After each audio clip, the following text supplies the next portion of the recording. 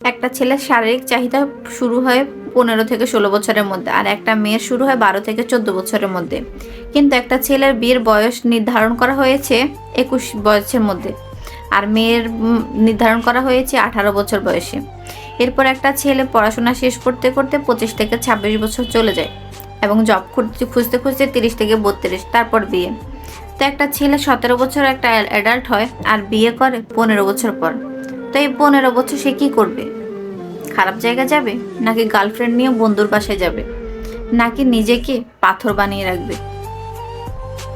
আপনারা জানেন কি একটা ছেলে তার 15 বছর ধরে শারীরিক চাহিদার জন্য অপেক্ষা করে? না, অপেক্ষা করে না। আর এই জন্যই আজকাল বিভিন্ন রেস্টুরেন্টে দেখবেন প্রাইভেট জোন থাকে, যা আমরা সবাই অ্যাকসেপ্ট করতেছি। একটা ছেলে যতক্ষণ পর্যন্ত এস্টাবলিশ না হয় বা সরকারি উচ্চ পদস্তরের চাকরি না পায়, ততক্ষণ পর্যন্ত একটা মেয়ের পরিবার তাকে যোগ্য মনে করে না। এই পৃথিবীতে দেখবেন যে সকল পুরুষ মানুষ সুপার সাকসেস হয়েছে তাদের বেশিরভাগই হয়েছে 40, 50 বা এরকম বয়সে গিয়ে। আমাদের পিতামাতা সব ক্ষেত্রে ইসলাম মানে, কিন্তু এই একটা বিষয়ে ইসলাম মানতে চায় না। ছেলে ভালো চাকরি না করলে বিয়ে দেয় না। আমাদের সমাজ বলে প্রতিষ্ঠিত না হলে বিয়ে করো না। আর আল্লাহ বলে চরিত্র রক্ষার জন্য তুমি যদি বিয়ে করো তাহলে আমি আল্লাহ নিজ অনুগ্রহে তোমার রিজিকের ব্যবস্থা করে দেব।